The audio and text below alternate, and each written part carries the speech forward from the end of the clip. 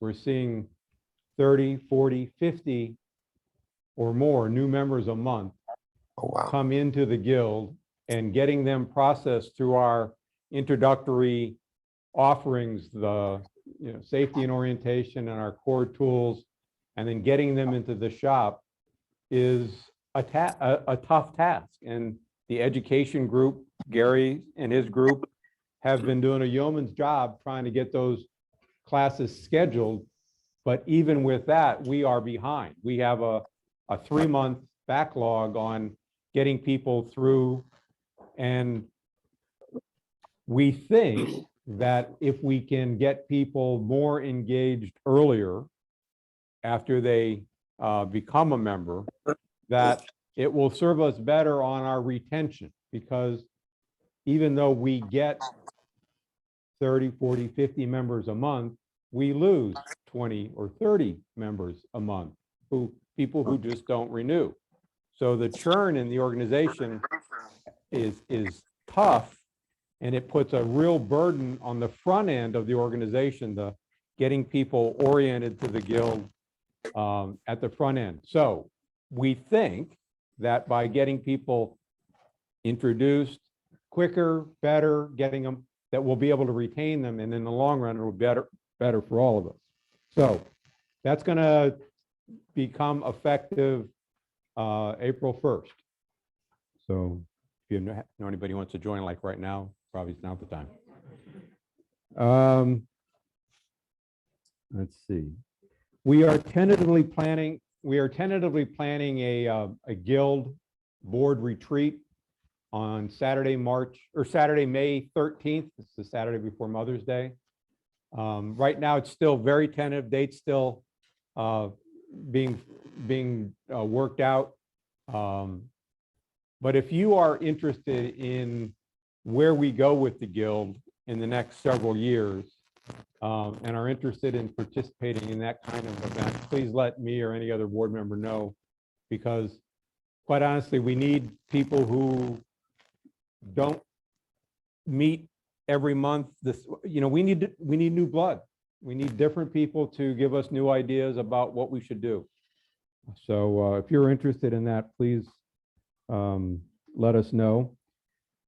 Let's see, we're starting up our first Monday lunches again. Dennis, you want to give us a quick update on what's coming up in April? Give him my mic. Oh, here's Chip's mic.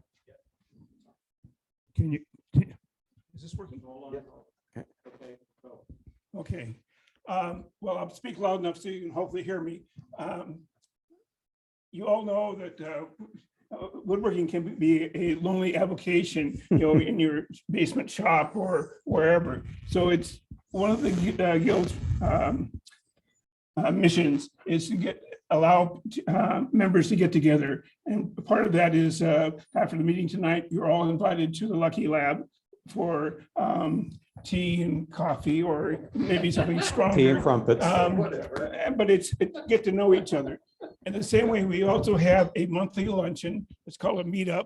It's held the first Monday of the month. This will be Monday, April 3rd. It will be at Buster's Barbecue in Tigard.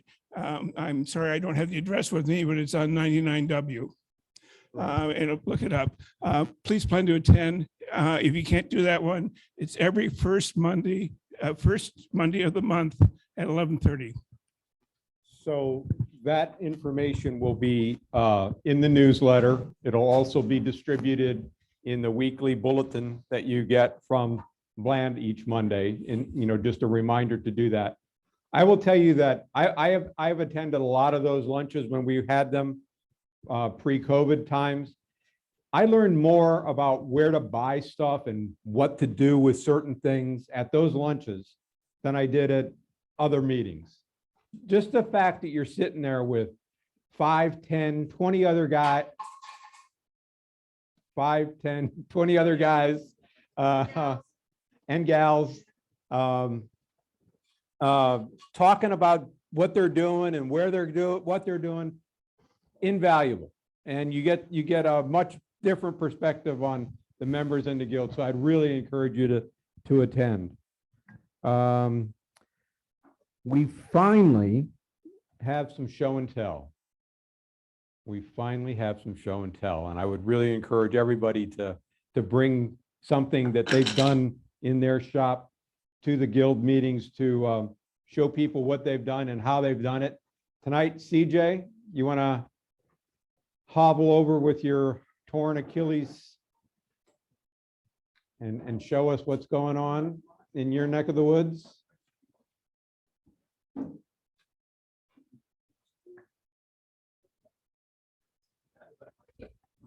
Let me borrow that. Let me borrow that again.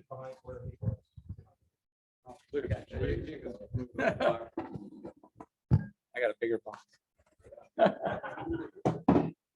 It's not always about size. This is a work in progress. Something I'm tired of carrying my tools around in those cloth DeWalt tool bags that you get with when you buy a tool. And so this is a toolbox that I've been doing. I tried dovetails for the first time. And so they turned out okay. And I definitely have some room for improvement. And I think it may have been, I know somebody here in the guild gave me the inspiration for this. So it's going to be a clamshell style lid. And then it has You want me to hold the mic? it has a extremely tight fit drawer that I have to fix. Come on, what's going on here? His piston fit. Piston fit drawer, but it'll have this handle on it. And so when the lid is shut, and I pull up on the drawer, it will lift the entire box. So that way I don't have to have any handles on the outside, and I'll just have to cut a couple holes through the top for the handle to come through. So I was trying to get it more prepared for the meeting, and ideally it would have been attached and ready to go, but there's only so much time in the day. Next month, he'll bring the finished product. Yeah. Oh, yeah. It may be finished. I think CJ called me, or we talked on the phone, I think at about the time he was in the shop doing something with this, and he was very complimentary of his dovetail work. He was saying how much he enjoyed it. Oh yeah, it was great. It was just like I was thinking I could do box joints, and then I was like, no, I'm gonna try dovetails. Well, It'll be a fun thing. Leave it there for just a second. I gotta zoom in. You got dovetails and box joints. No, I don't have any. No just- box No joints. box joints. Just all dovetails. Well, those are dovetails over there? Yep. Oh. I even dovetailed the That was ebony a handle chisel onto to the chest. A little bit of putty, and everything's good. Oh, they're Oh. distorted up there. They really are. So something else I realized is paying attention to dovetail work is extremely important. One corner is not like the others. Oh, which happens to be the one. Which happens to be the one on the screen. Of course.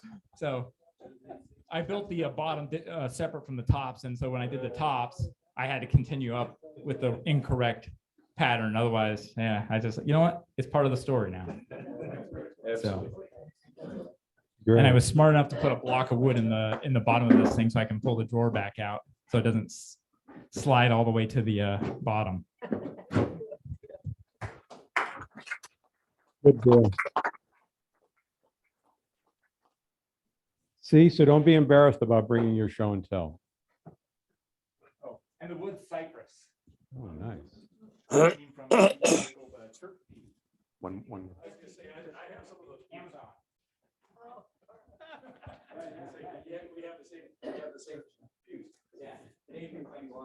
And Gary, I think you've got some show and tell for us.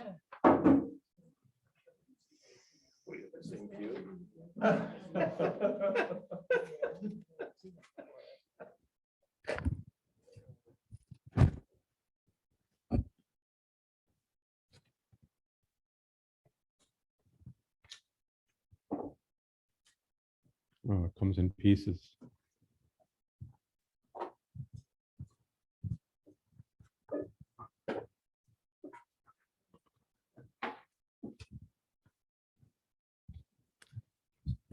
Hi, I'm Gary. Is that on? Okay. Hi there. So I have a buddy down in Salt Lake City that does woodworking. And he and I both have a Max brand oscillating spindle sanders. And he came to me and said he needed a dust collector for it made.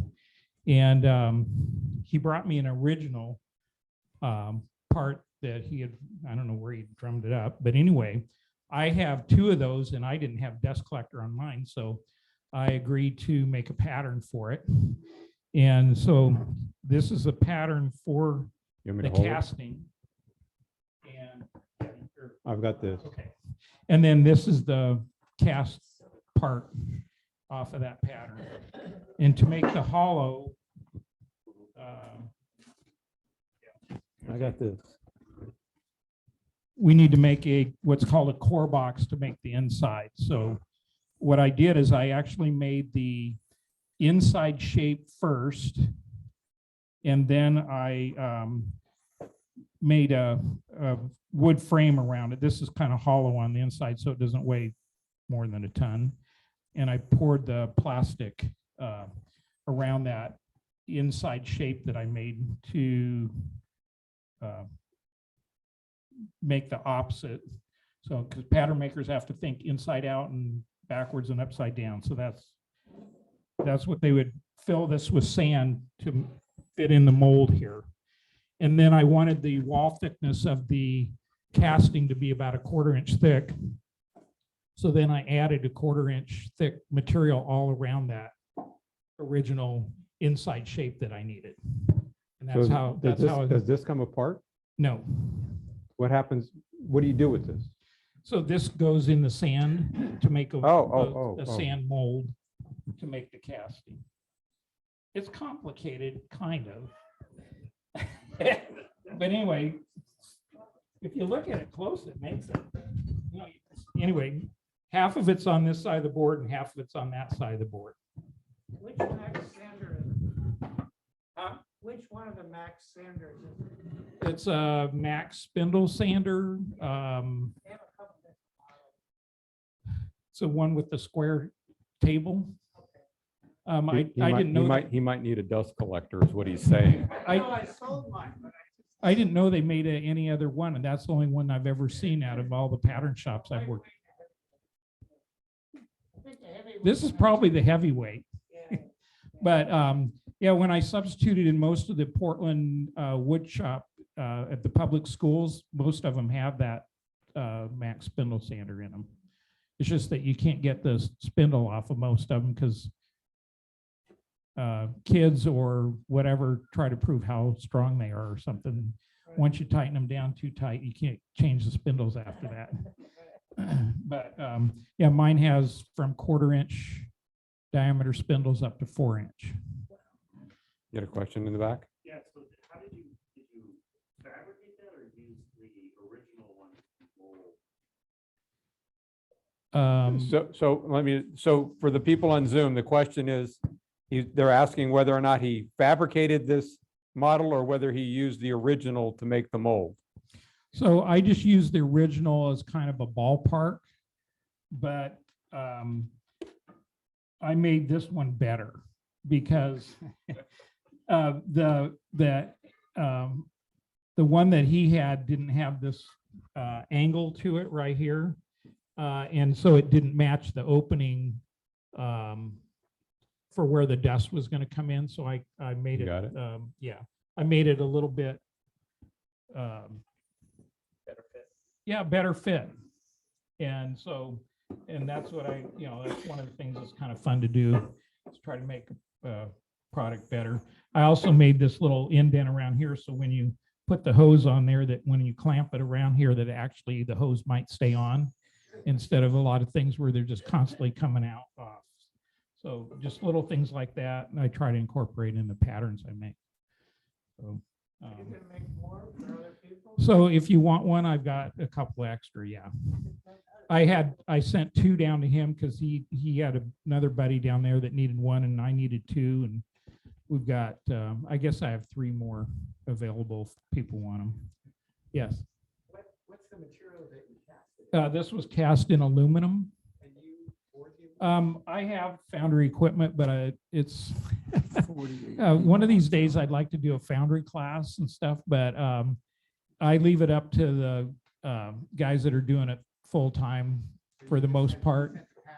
Yeah, it's a lot of hard work, and I'm an industrial pattern maker, so I got tons of work to do. So I'll let them do the foundry work for the most part. But it is really good to do once so that you appreciate the hard work it takes. How hard it is. Yeah, I mean, lifting up, if you can imagine on this, you put a box around this and you fill it up with sand. Well, you know how heavy sand can be. And so, you have 6-7 inches of sand all around this, in height from this board on each side, and you got to lift those molds. It's pretty heavy. So they're built like like the blacksmiths are. Their arms are as big as most people's thighs. So.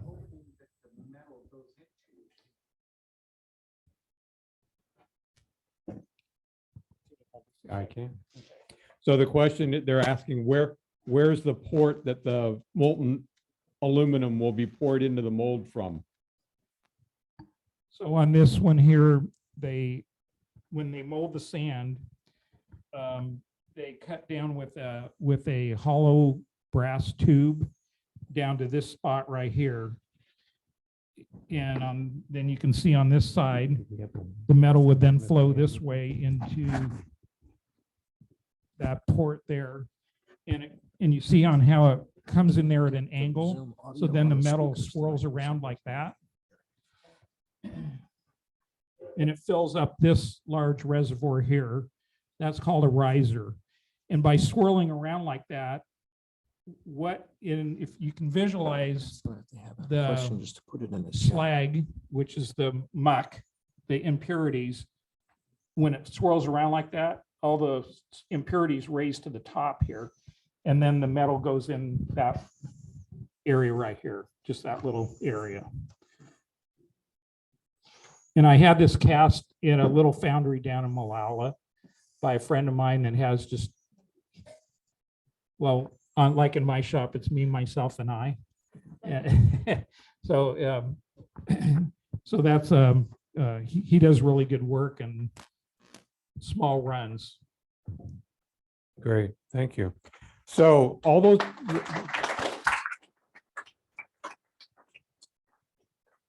I just learned we have 48 people on the Zoom call. So you people on Zoom, if you have any questions, we can't hear you in the room, but Bland can hear you through his headphones. So if you have questions, what we're going to ask you to do is put it on chat. So are there any questions for any of our show and tell participants? Nothing on chat. Don Klein has an announcement to make regarding estate sales that I think he'd like to make. You want to come? You want a mic here? Let me at least get you a microphone so the 48 people on Zoom can hear you.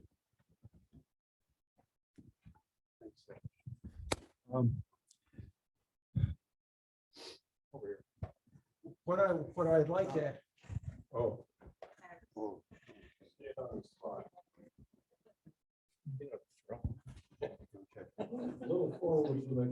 Yeah, I'll fix that. so what I'd like to ask is that when we have estate sales, about 11 o'clock on Saturday, it's time to move stuff that's been sold out to the trucks and whatever.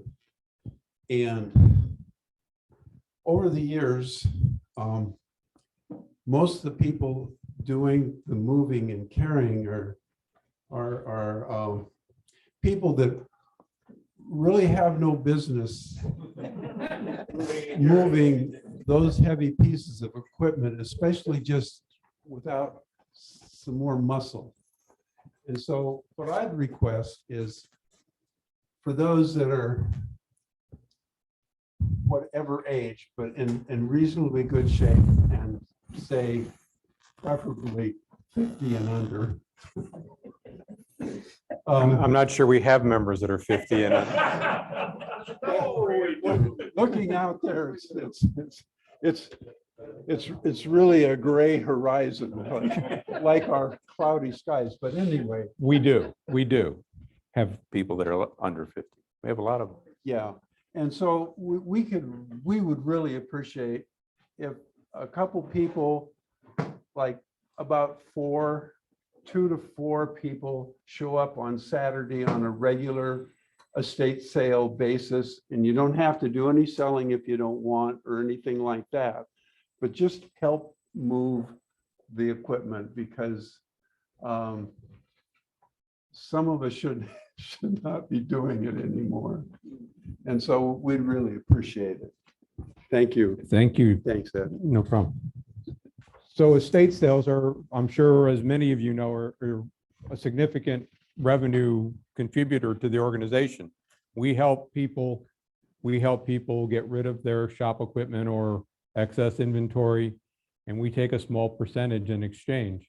And it's a good way for new members who are equipping their shops to go and buy equipment. I have a number of the pieces of equipment in my shop that I bought at estate sales early on. So it's a great opportunity to help the guild in a number of different ways. Tim? If I could just add, we have a bunch of them coming up. We have one early April, and that's about every 2 weeks for the next couple of months. So what Tim was mentioning there is that we have a lot of estate sales coming up. So the more the merrier to help participate. How do they sign up? How do they sign up? Contact Daryl Duffy. It'll be in the weekly. We'll put all that contact information in the weekly, and we'll maybe try to get an article in this month's newsletter about it. Tim, can you do that? Thank you. Okay, with that, any other general announcements before we get on with the real show? Yeah, yes. Real quick, any new or gently used members, I would love to meet with you at the end of this session. So if you're new or gently used, come see. But don't, sure what a gently used is. but don't keep them too long, because remember, last call at the Lucky Lab, I think, is at 9, so. Yeah. All right, so with that, without any further ado, I'd like to introduce Chip Webster, who's going to introduce our speaker. Huh? Did you want to do volunteer at once? Yes, we did. Is he here? No. Each month we recognize a member of the guild who has been identified by members of the guild as contributing above and beyond. And we have hundreds of volunteers who contribute tens of thousands of hours over the course of the year. And so this month, we have selected an individual, been nominated and written up, that I'd like Gary Weaver to give us, you want me to give you that thing now? No. Okay. I'll wing it. First of all, I want We'll to thank get you all to you for in a being minute. here. This is a great participation. And for those of you that are in Zoom land who I can't see and have no idea who you are, you're welcome as well. One of the things that we do try to emphasize is that this is very much a volunteer organization. I'm part of what I informally call the BS Club, which is those that joined the guild before the shop. And it's just amazing what has happened in this organization in 11 years. And it's because of volunteers. It's all because of volunteers. And that's why we take an opportunity every month to recognize somebody who we think kind of stands out in terms of their commitment. This month, and I don't know, Mike, if you're on Zoom or not. Is he on Zoom? Do we know? Okay. Well, in absentia of Mike, this Say the award last this name, 'cause month we have a couple. is to Mike Chia. Mike has been a stalwart instructor for us in education for some time. He has been a regular at our core tools training. He has participated in the education committee in a variety of ways. He holds classes and will continue to hold classes on making a cutting board. He's just, again, one of those people that stands out in our minds, and we don't take enough time and on enough occasions to thank people for what they do. And this is our opportunity to thank Mike. And Mike will be getting this small stump. Wait a minute, we need a picture of this, if nothing else, for the newsletter. Yeah, this used to be bigger, but it got more expensive, and so we've reduced the size. Inflation at work. Yeah. But, and actually, this is much nicer. It's a better size. So this will be going to Mike. Every month we recognize someone. Next month it may be you. If it is, we'll thank you in advance. But this month we're thanking Mike. Thanks, Mike. Thank you, Gary. Thank you.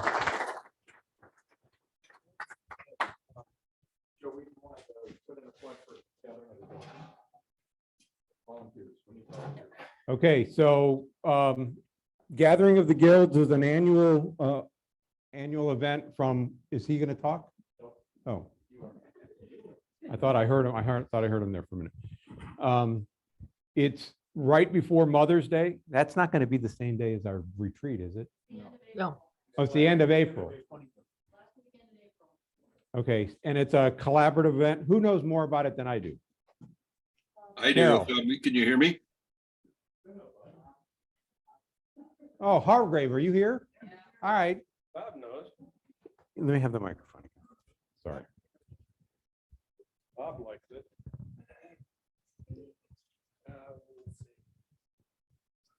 Yeah, I think Joe would like for people to go on to Sign Up Genius or Genie. No, Genius. It's on our regular. Hey, Bob. the calendar. It's an event on our We're calendar. not going to use the Sign Up Genie. No, we're not going to use sign up. Right. Yeah, there's about 80 people that are needed to do the show. And that sounds like a lot, but you only work a couple hours. And it's a good way to get, involved in the group. And it's basically a craft show and a demonstration. And But it's a collaborative of a bunch of other guilds Oh, that yeah. are there Yeah, at the Oregon Convention Center. it's, Do we still have booth space available? no, All sold out? we have a wait list, Okay. one. And You- But yeah, it's 5 guilds and the Potters take up half of the show and they sort of brought us into it years ago. And it's we've been working on it 6 months and so we're getting at the end now. I'm the administrator for the Gathering of the Guilds Facebook page. So it's Woodworkers Wednesday. It's just tomorrow. I got to go home and do that. Tomorrow is a post for that. And And the dates are? the dates are April 28th, 29th, 30th, something like that. So last weekend. We can use some pickups to haul stuff from the guild on the 26th, the Wednesday before the show Right. starts. And that's part of the 80 people. But there's the Project Build booth where things are sold at a 20% commission. Anybody can sign up for that as a member. There was the booth was pretty big, so it's not that many booths, but maybe 8 to 10 craft artists who do shows professionally, and there's a couple first time, one guy first time. It's been sold out now, but next year. But the main thing right now is for people to go in and commit to a couple hours during that weekend or the days before, helping people move in and then take down on Sunday afternoon. But that I'll be in the newsletter and you should go to the Gathering of the Guilds Facebook page in order to see the posts from all of the people who do it. Otherwise, it goes to Instagram and Facebook, but you have to like the page. Okay, thank you. Thank you. Okay, now we're really going to introduce our speaker. Here's Chip. Nobody else gets to say anything. It's good to see everybody here tonight. I've seen some faces that I haven't seen for several years. Wow. Good to see you, Dave. quite a few folks that I haven't seen for a while. I have a real privilege and honor tonight to introduce somebody that we've had before. In 2016, we had Doug Stowe here as well.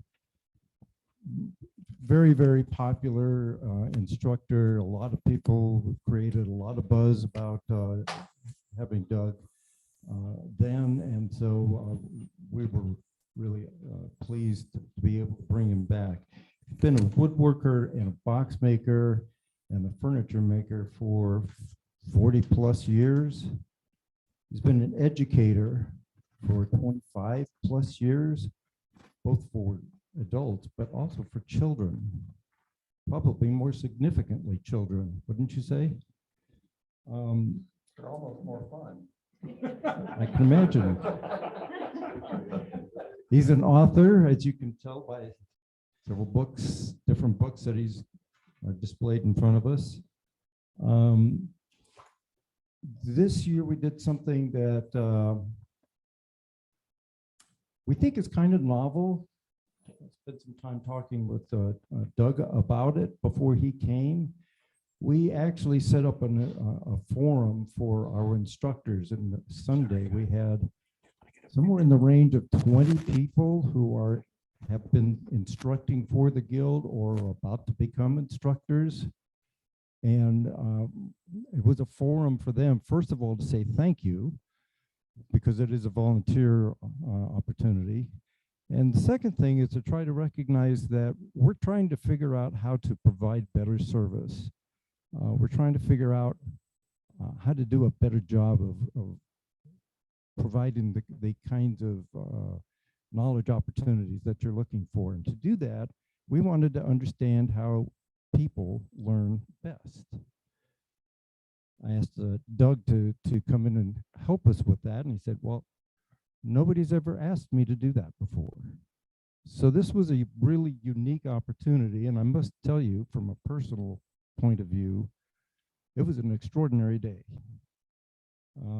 Then yesterday and today, we held one box making workshop, very successful, and we're doing exactly the same thing for the next 2 days. With that, I want to introduce Doug Stowe, who's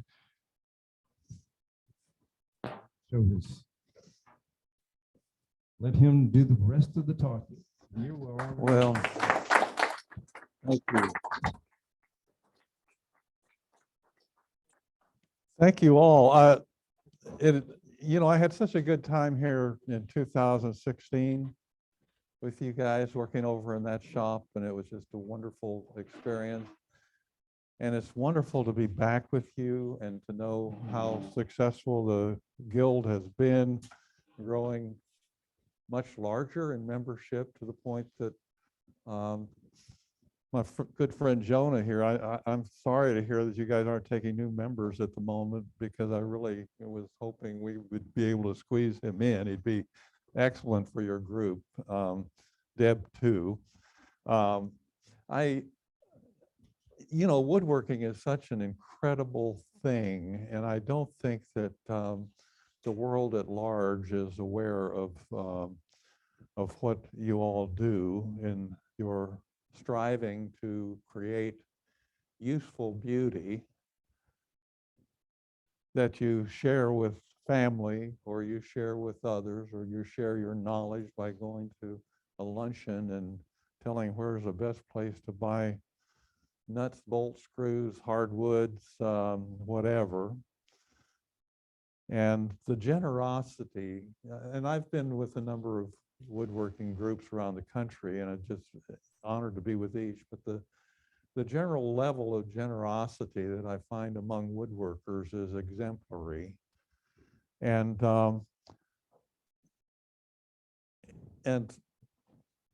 I was really lucky when I was a young man, because I was restoring an antique Ford at the same time I was about ready to drop out of college. In fact, I'd restored the car and I'd driven it off to college as a 1930 Model A two-door sedan, and I restored it under the tutelage of a man by the name of Jorgie. Darwin Jorgensen went by the name Jorgie. And Georgi was a very large Danish man, 6'6" and much broader than I am. And yet he had this delicacy in the things that he would do with his hands. It was just amazing. He would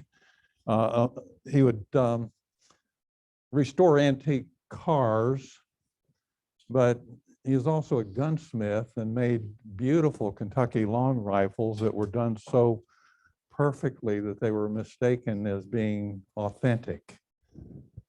And in fact, he had one set of dueling pistols that he had made that ended up on the cover of a national magazine and thought to be authentic. And he was an honest man, so he didn't tell people that. He would tell people, "I made this," you know, and he was proud of it. But people down the line would make that assumption or commit fraud on his behalf. But I went home from college, and I was so frustrated with things that I was on the edge of dropping out. And I explained that to Georgi before I was going to go home and tell my parents. So it was easier to tell him something that was eating at my soul than to tell my mother and father that would cause a tremendous uproar. And he said, "Well, Doug, I was expected to become a lawyer because my grandfather was a lawyer and my great-grandfather was a lawyer. My father skipped a generation, so he thought surely I would be one as well." And so Georgi said, "I don't know why you would study to be a lawyer." He said, "It's so obvious to me that your brains are in your hands." And that was a clarion call of sorts. It was a comment that he made that I had no choice but to reflect upon, because it was so, he made it obvious to me, I mean, he'd been watching me work on this antique Ford, and I took it all the way down to the bare frame, restored it from the wheel bearings all the way through the engine, everything. I sewed the upholstery myself on my mother's sewing machine. And so it was obvious that I had inclinations in that direction that my friend Georgi recognized. And so I went back to college, and I started studying pottery in my spare time. And I graduated purely through the sympathy, I think, of the instructing staff in the social sciences, of all things. And so I was incredibly lucky to have had somebody say the right thing to me at the right time to turn the tide of my life. So I worked for a while, different places, went back to school to study a little more pottery, moved to an arts community in Northwest Arkansas, which was the second best thing that ever happened to me in my life, because there in an arts community, I felt others that were nourishing of me. There were lots of artists there, all of them encouraging each other, and what a wonderful thing. I mean, you guys know this from being a part of a woodworking organization where you bring in your show and tell, and it may not be done yet, but everyone recognizes the growth that was involved in it up to this point. So I was a marginally successful woodworker after a while. I left pottery to do woodworking, and I found that living in a small town of artists, there were people that wanted things that they couldn't buy out of their Sears catalog. They wanted certain unique things, and there were shops downtown that needed display cabinets and new front doors and things in a Victorian style or something. And so I found my survival in making things. And then between furniture commissions, I started making boxes. And the first boxes I made were for a jeweler who wanted to display, he wanted little wooden boxes that he could put his jewelry in when it was sold. And then he noticed that people wanted to buy the boxes without the jewelry in them. So So I was lucky, and the and all of that, you know, philosophy is so important to us. It's kind of the core around which we organize our creative endeavors. You know, what do you believe? What are your core beliefs? And this thing of recognizing that my brains were in my hands has been a central theme of my life, because I began to realize that it wasn't only true for me, it was true for others as well. And even for people that may never have done anything, the hands have still been instrumental in shaping their lives. And so, I was, this is the title of my most recent book, and it was kind of the summation of my thinking. Jean-Jacques Rousseau was a French philosopher who said, put a young person, he said put a young man, he was talking about a young man in this book, but he said put a young person in a wood shop, their hands work to the benefit of their brains. They become philosophers while thinking themselves only craftsmen. And that's such a profound thing, because he's talking about the higher levels of thinking that take place as you're crafting something. It's not just that you are doing something, you know, you're actually transformed in some way, you know. Instead of being a consumer of things, you become a maker of things, right? And we think of someone becoming a craftsman as it being a humble kind of thing, you know, a tradesman or a craftsman. While you think of, and so what he's talking about is this humility that we actually need a lot more of in our world. You know, people who are doing simple things that are for the benefit of others. And so I you know, my wife loves cooking, and I love eating what she cooks, you know. And so, I mean, there's so many ways that you can exercise this wisdom of the hands, right? It's not, it can be in the garden, it can be, there are so many ways in which we can exercise our passion. So anyway,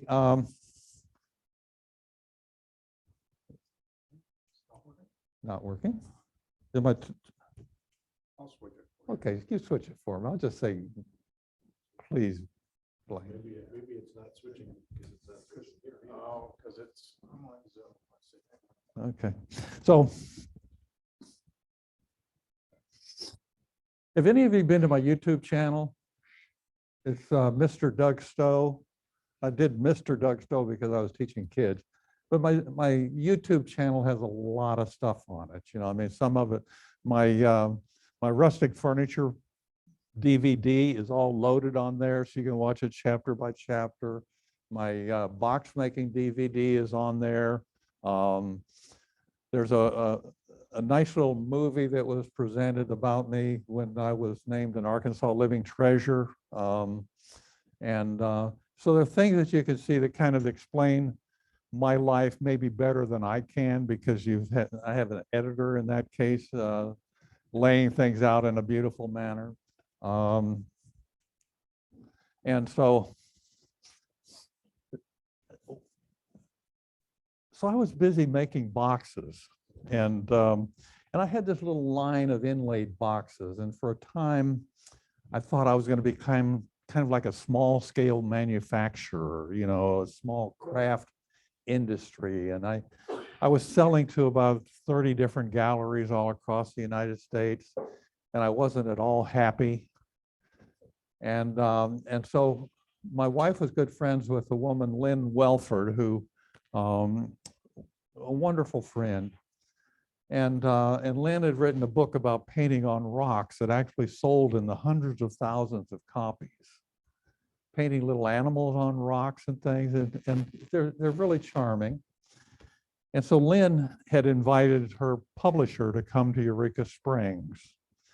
And my wife, being a librarian and friends with Lynn, said, well, Doug, you've always had kind of an interest in maybe writing a little bit. So why don't you meet with him when he's here? We can arrange that. And I said, well, what kind of books do they publish? And so my wife brought home the catalog, and I said, well, these are all how-to books. I want to write a why-to book, you know. I want to write about philosophy, you know. I want to write about the underlying philosophy of woodworking. And so I blew it off. And that editor, when he came to town, went up and down downtown Eureka Springs, and he stumbled on my wooden boxes in a gallery. And the gallery was run by a friend of mine, because Eureka Springs is really kind of a small place, and a lot of us know each other. And so my friend told him about me. And he went home to Cincinnati, and he called me, and he said, Doug, I want to know if you'll write a book for us. And I said, well, I looked at your catalog, and it was all about how-to books, and I want to write a why-to book. And he said, well, if you could give me 16 projects, you can write a why-to in each chapter as a sidebar. And I thought, that's a perfect solution. And so I arranged to write my first book. And of course, at the time, I was only making one little style of box. It was inlaid, which was perfect for attracting the publisher's attention, because he'd had a focus group. And that focus group said that people are interested in inlay and boxes. So that my little inlaid box just kind of hit the right spot for him. And so 16 different boxes, though, that was a real challenge. And it really pushed me to move in a broader way, you know, designing different kinds of inlay and different kinds of box. And you had to have each project different. Here, are we working? So this recognition of the hands and the mind being so integral to each other is nothing new. This was Anaxagoras. He said the hand is the source of all human wisdom. That was before Plato and before Socrates, right? And so early on, I just started making various kinds of furniture. This was a small table commissioned by my Aunt Wuzzy, and I've always been interested in other cultures. And so that was to be done in a Japanese style that has kind of like a torii gate, you know, if you look at the end of it. And I think that I've always been trying to explore. And yet furniture gives you a very practical connection with things, you know. I mean, things have to be of a useful height and a useful size to fit into things. So they invite you to be both practical and somewhat whimsical. And I've done things like this, a large entertainment center. I've really learned over a period of time that I like doing simple things that are done relatively quickly, you know. And so something like this would take me months from the planning stage to the completion stage. And I start to lose interest in it over that period of time, but Probably money too. and Probably money too. lose money too. Yeah, you know, it's really nice when you can make something and you know how much time it is and you can sell it to somebody. And that's curly maple.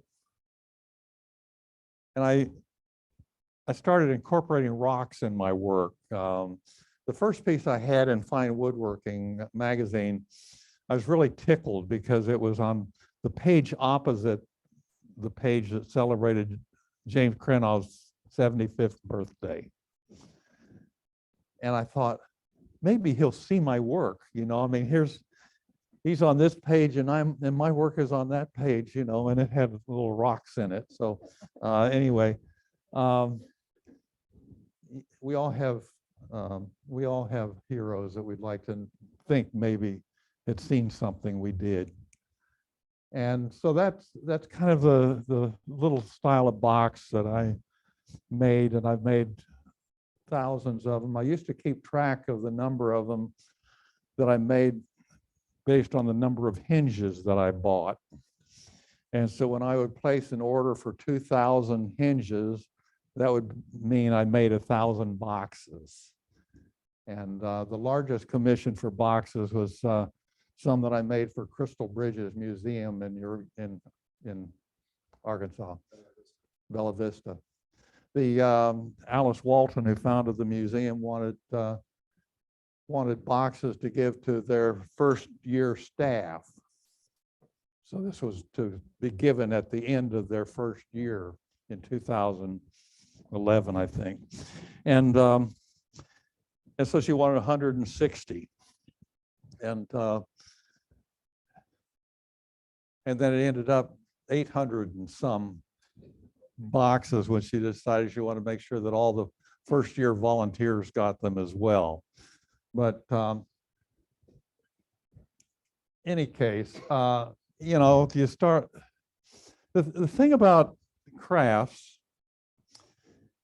that I became an enthusiast for educational Sloyd. Educational Sloyd was a system of woodworking education that was very important in the early days of manual arts training in the United States. And educational Sloyd had this really interesting philosophy that applies exactly to, and this is what we were talking about on Saturday, applies exactly to how human beings learn. You know, we start with what interests us, the interest of the child. And when I say the interest of the child, I'm thinking, you know, that's me. You know, we're still children at heart. You go from the easy to the more difficult. You go from the known to the unknown, from the simple to the complex, and the concrete to the abstract. So the way we all learn is that we start off doing something that's simple, and then the next day you say, well, I'm going to see if I can make it a little harder for myself. So you challenge yourself by moving in some way, making it more complicated, and then of course, after a while, you want to simplify, right?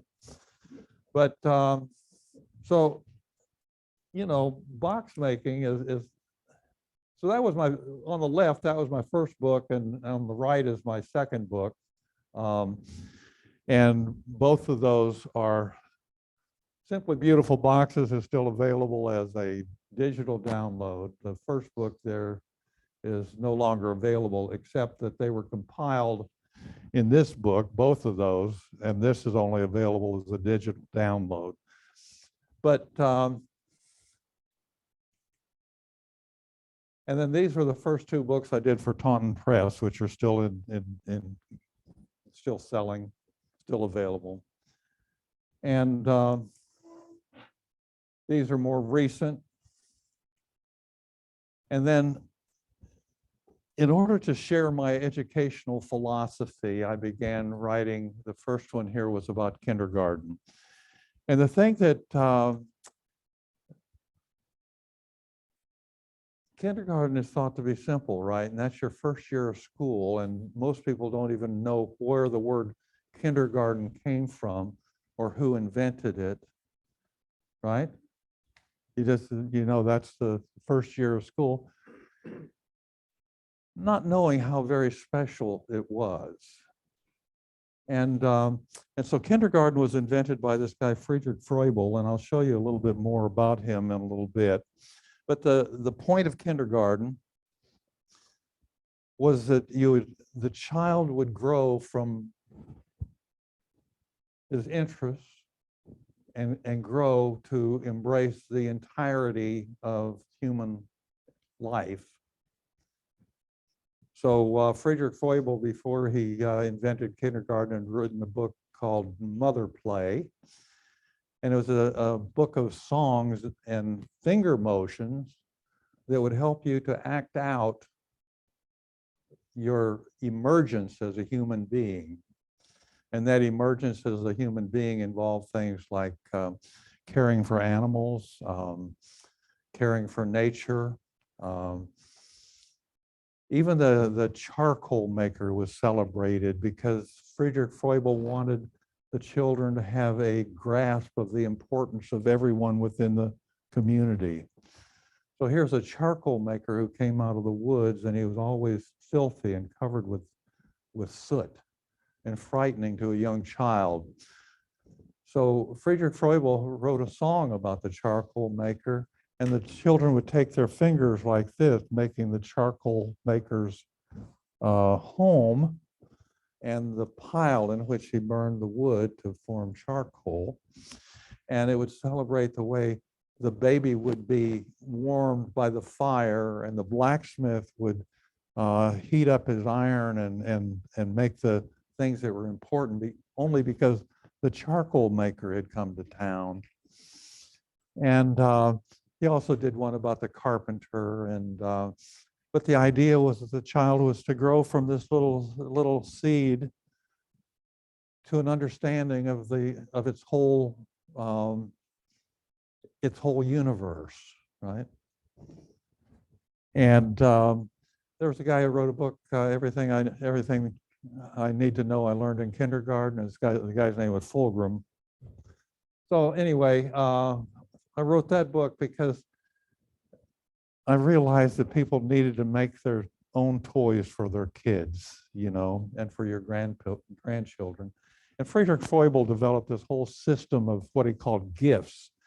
And they were intended to, starting with a little ball, which had certain qualities. And then this right here with the ball and the cylinder and the cube, this ball can be rolled and it'll go any place. The cylinder will only roll in certain ways, and the cube would just sit stable. And so part of that was about learning about physical reality and the way things respond. And then I wrote this book, Woodworking with Kids, because I think it's so important that it's not happening much in schools, and it needs to happen where kids move from being a consumer of things into a creator of things. So this is what I'm working on right now at home. I'm making another book. It's about designing boxes. And so these are some designs that are going in that, as well as that's a pen and ink box that'll be in the book. And so you had Michael Cullen here, so you know a lot about bandsaw boxes and how much fun they can be. This one here has a textured lid, and those are the natural markings left by the bandsaw. And one of the things I think is of particular interest is how wood tells its own story. Where there's a knot, there had been a limb. Everything about the life of the tree is recorded in the grain, and even to the point where what you've taken and shaped it is recording every tool that you used in its creation. And then let's see, this is a box that's made from a crate using just hand tools. And so your judgment, you may say, or you can say, that would look like fun.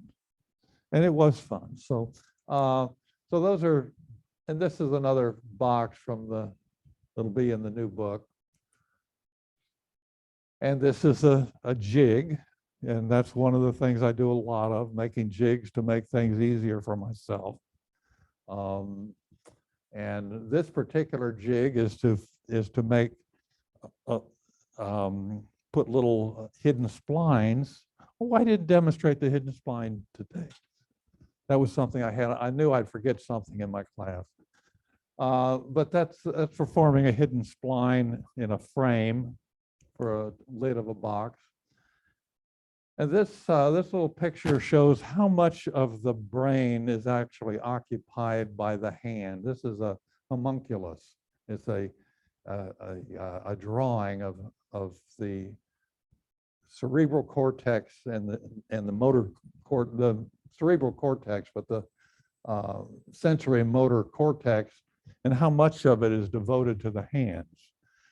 And so, and this isn't just true for craftspeople, you know, it's also true for children who are doing no more than this these days with their thumbs, you know. I mean, so much of our existence is really very closely related to what we do with our hands. And from the very earliest days of education, the hands were considered central. And yet we've gone so far from that, you know, into a world that's abstract and without the depth of character. And so part of what I wanted to write about in my book, The Wisdom of the Hands, is a guide to the restoration of our humanity. You know, what we do with our hands is integral to everything that happens around us. Crafting is a way that we build family. It's a way that we build community. It's a way we maintain a grasp of sanity in our lives.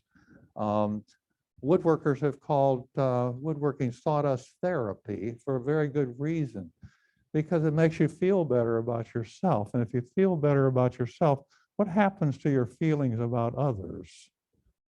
One reviewer of my book had told me, he'd written, he said, I got to Doug's chapter about forgiveness, and he said the timing was perfect. He said, I was working on a musical instrument and I had made a mistake that I thought was just devastating to my project. And I let out a string of words that caught my children's attention, and they came running in wondering what in the world happened, you know? And so we've talked about forgiveness here the past few days, because forgiveness is such an essential human quality. And it's essential that we learn to forgive ourselves before we're actually capable of forgiving others. And so woodworking is a wonderful field in which we exercise that right of forgiveness and that process of finding wholeness.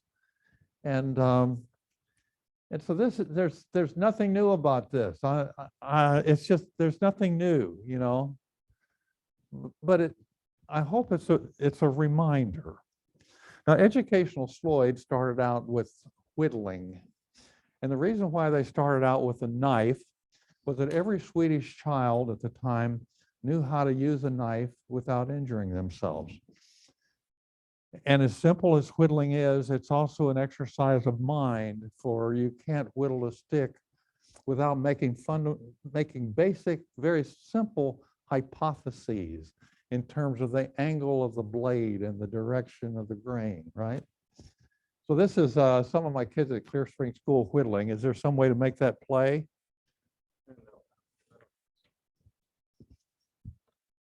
Yes.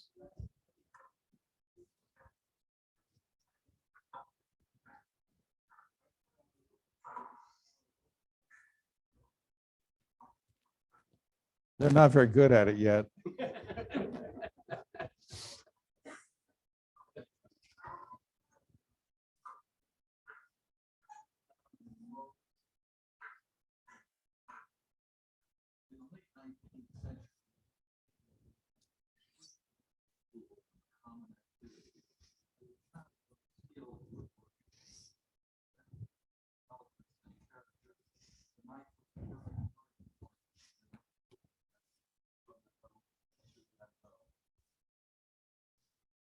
The knives that left are original Floyd knives. The knives that right are some that I made for Whitlock at Clear Spring School. We start with a discussion of the rules. Nobody can hear you, because you might go out too fast. Oh, if you stand back on the floor and you don't know, your baby comes up and you trip on it. Don't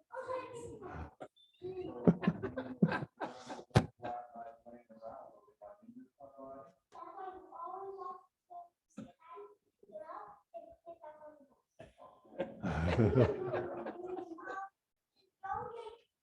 on purpose, don't make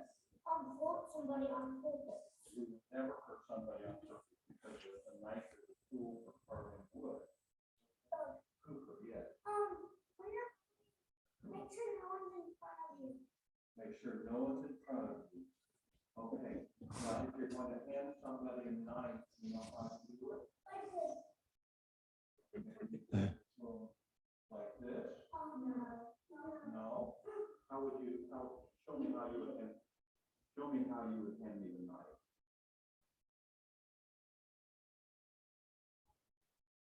Oh, very good. Okay, that's very good,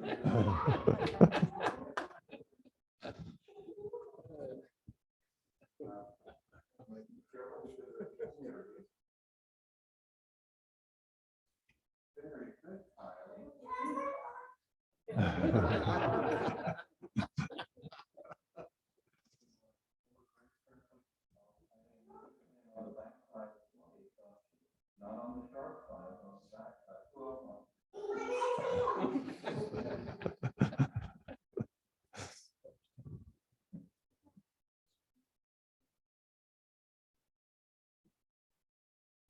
want to be very careful around the blade.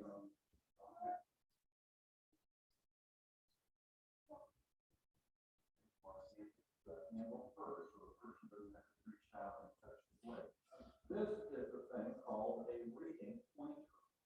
And years ago, in fact, over 100 years ago, before your grandparents, students made these in the wood shop. And guess what they did with them? They would do skywriting. I'll have to demonstrate. It's in the air, yes. And so, if you want to practice how to write cursive, watch me skywrite. I'm going to skywrite, and you tell me what letter I make.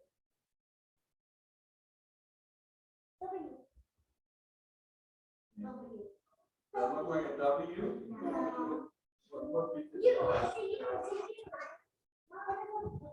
Okay. Are you going to make one? Yeah. Yay.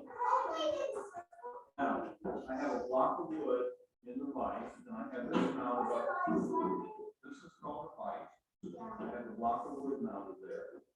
I take my knife and I can put one piece down like that, and I can take shave it off this stick. Put that on the vise. You see how the vise is, this block of wood is helping to support it? You guys have carved before, you did like this out in the woods. I can show it to you. Having a block of wood mounted in the vise and gives you better control. And I can just start shaping it down. I'll start at the end and then I'll grab it. So I can start at the end and I can gradually work my way up to the top. My name is Nathan and I like woodshop.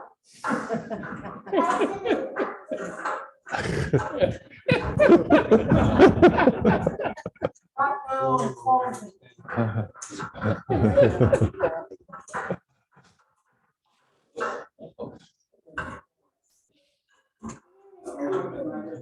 I'm already sold. My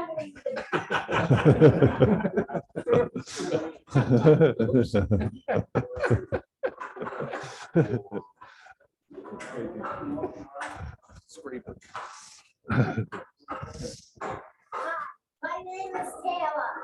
Taylor Win-1-1. And I am doing a good job. I always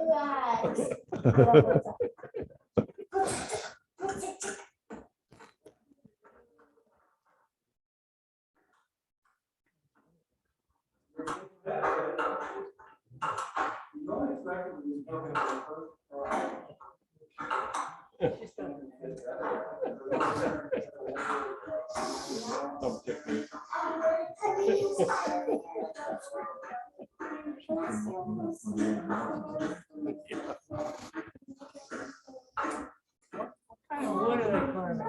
What? What kind of wood are they carving? It's basswood.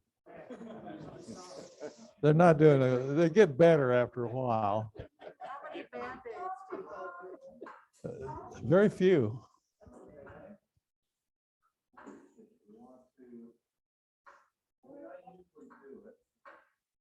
And bring off so I can hear you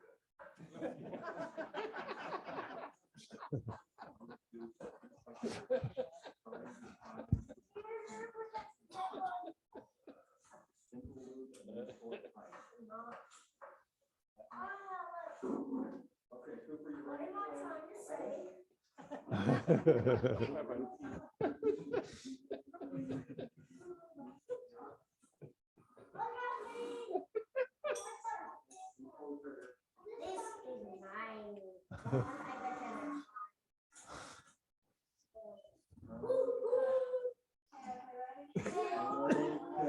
All get on there. Okay. Everybody take.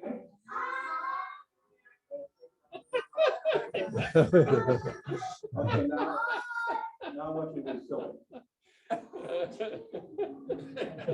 Okay.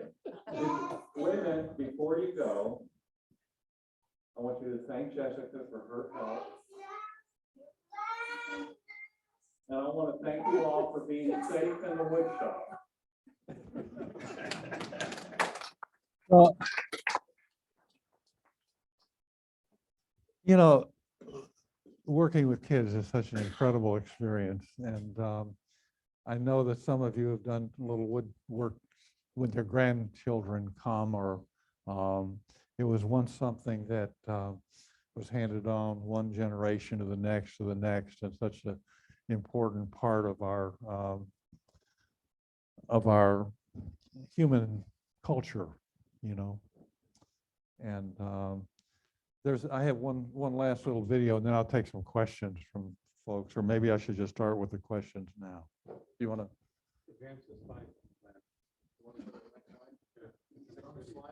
It's on the next slide. Yeah.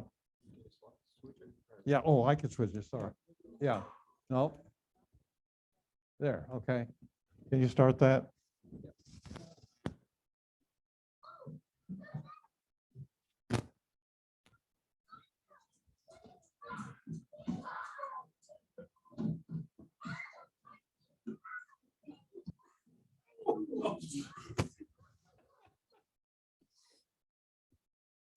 But that is what I consider one of my best ideas in teaching at Clear Spring School, is a playground in which that the children were constantly designing and redesigning themselves. And so, and it's based on my study of Friedrich Froebel and the blocks that they used in kindergarten.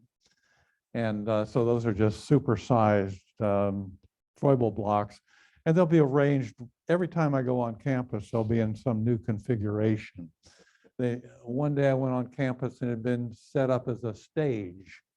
Another day it was a giant sofa, and then the next day it might be arranged as a fort with different rooms. And then their favorite, though, is to set it up as an obstacle course. And the littlest kids, they have to help each other to move the blocks. And they just have an incredible amount of fun. And they're bouncing on them. Yeah. And so anyway, I welcome questions. And so if anybody has any comments or questions, or please speak up.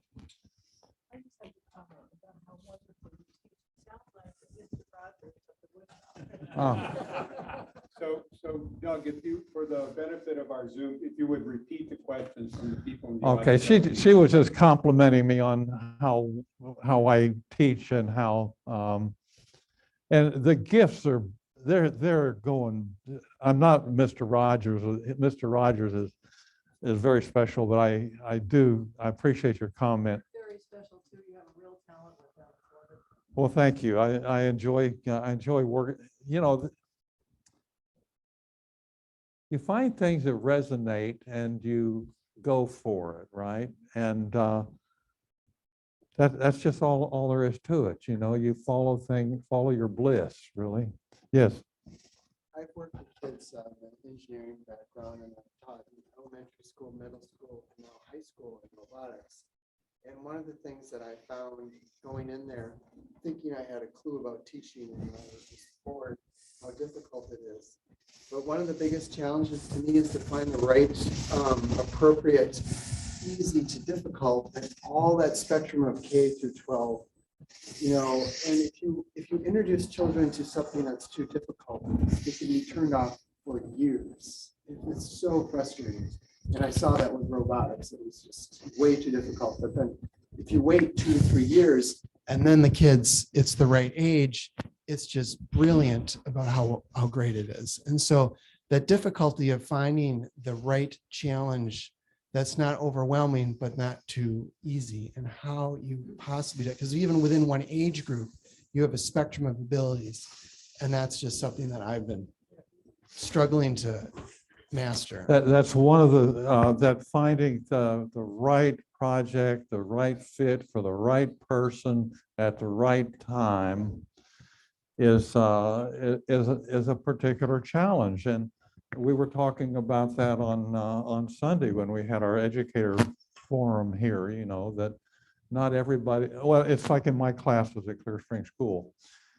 I have one child whose father is a carpenter. And that father takes the time with that child to hammer nails, or maybe a girl whose mother sews and she's got some level of hand skills already. And then you have, in the same class, you'll have someone who's grown up on the manipulation of the iPhone, and even their thumbs aren't strong, and they don't have a good grip on things. And so so almost all learning needs to be personalized for the relationship. Now, one of the things that got one of the inventors of educational Sloyd in trouble was he talked about the ridiculous idea of a class. That you take people and you put them together in a class, and they're not all going to come into that class with the same basic understanding or the same basic skills, and yet you expect them to all learn the same things at the same time. And so most education is set up for the efficiency of the delivery of the stuff rather than for the efficiency of the uptake of the knowledge. And so all education, I think, has to become personal to some degree or another, where it's driven by one of the things about learning. I had a student, he lives in Portland now, and he was cooking. He was a chef at one of the restaurants here not too long ago, the last I talked to him. But when he was in high school, he said, "I hate learning." And I said, "Robin, I know that's not true." I said, "Robin, I know that you're working at the bakery, and I know that you're producing a claymation studio, a claymation video, all on your own at your own inclination, and you're learning this program." And I just said, "It's obvious to me that learning is just absolutely central." And he said, "Oh, I guess it's that I hate being taught." And when you're being taught, there has to be this personal relationship with the mentor or the guide or and it's just unfortunate that schools are not really set up that way. And so that's one of the reasons why I wanted to do this book, and why I did my Making Classic Toys to Teach book, because I realized that we're not going to change the educational environment immediately, because there's very little will to do it. But there are so many parents and grandparents that are wanting their lives to be more meaningful for their children. I was listening to a interview the other day of some school administrators and lawyers who were filing suit against Facebook and Instagram and Snapchat and some of these others, because they were finding that there were psychological impairments that were happening as a result, and learning impairments that were happening as a result of children's involvement in social media at too early an age. And so they had interviewed some of the executives from Silicon Valley about their concerns about the exposure of their own kids to these things. And they said, no, I don't let my kids go on that. I don't let my kids go on Instagram. Well, where do your kids go to school? Oh, we send them to Waldorf. You know, I mean, they're alternatives, but they're expensive. But we, so it's like with the Friedrich Froebel's blocks that he made. I mean, that he made them, the first he made, he whittled, you know. He'd be walking from one village to the next and he had his pocket knife with him and he whittled and so he, so when kindergarten was introduced in the United States, along came Milton Bradley, and he was making all these things, manufacturing them, and so schools had to buy all of these things, you know. But when I was visiting in Norway, what I found was the Trøndelag Folk Museum in Trondheim. In the museum were Froebel's gifts, but they're all made by village carpenters, you know. And we need village carpenters. We need people who make things for the development of their children's intellects, right? And so that's the reason why I wanted to do that book. And I don't have any copies of it anymore with me, but I can send them if you fill out your name, and I'll send you a bill along with it. So let's see. Any other questions? Oh, other questions from the audience? Yes. Let me, hang on, let me get, people on Zoom want to hear what you have to ask. Hold this. I hate to say it's not really a question. As with whoever it was that was talking about you working with kids, and the things that you're telling me remind me of the my kids went to a Montessori classroom, and one of the things that they did was they had this stump and it had nails in it. Yeah. And the kids would take a hammer, and these were kids that were like between 2 and 4 years old, and they would, you know, they'd miss it half the time, but they would pound those nails into the stump. Yeah. And it was, you know, it was I think you're absolutely right. It was, you know, there was brain development going on. Absolutely. And then the other thing that I recall from that particular school was the similarity to your the outdoor environment.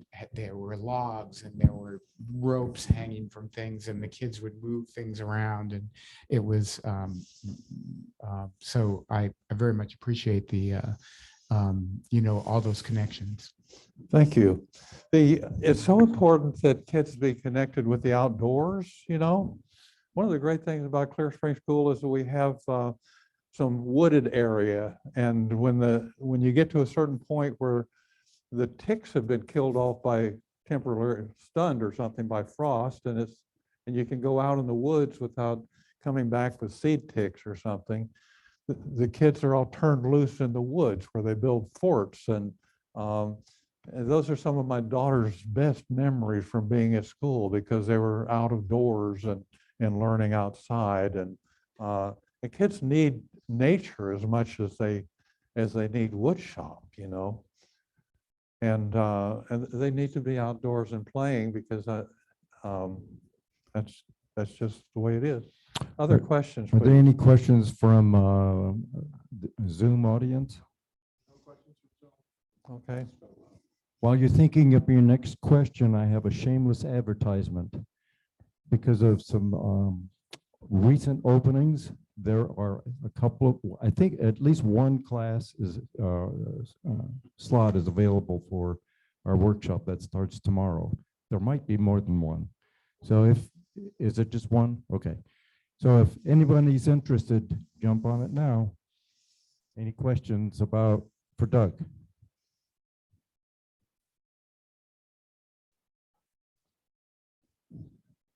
I want to thank you all for your attention and for sharing, for bringing me here, I think that, I just really think that it's such a powerful thing. I have a question. Yes. Can we buy you a beer? No, I'm going to be resting a little no, and something that happened a few years ago is I learned that I had one allergy, and it's to beer. Isn't that sad? There's always one. You are in the Willamette Valley. Yeah, true. Okay, well, thank you all very much. Well, Doug, thank you. Thank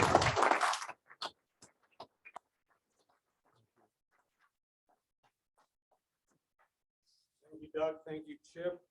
Thank you, Ed. Are there, is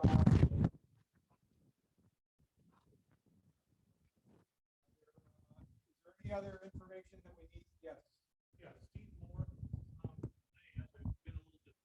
of the meeting about the state assistance program. I'm honored to be a member of a small committee that helps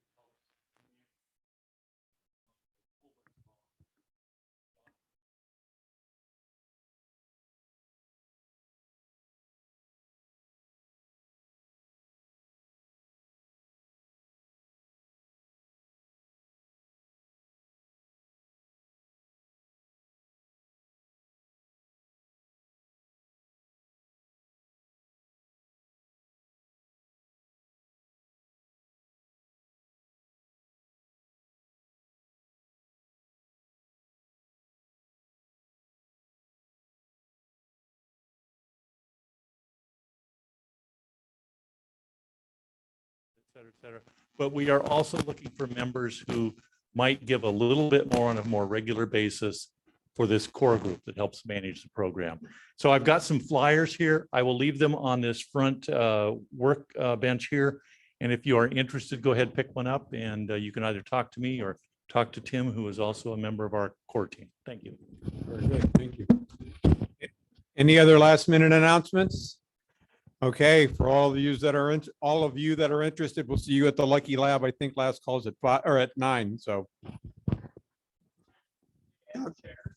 Yeah, please put the chairs away where they came from. What's that? Just want to stack the folding chairs underneath the whiteboard. Stack the folding chairs underneath the whiteboard, I was told.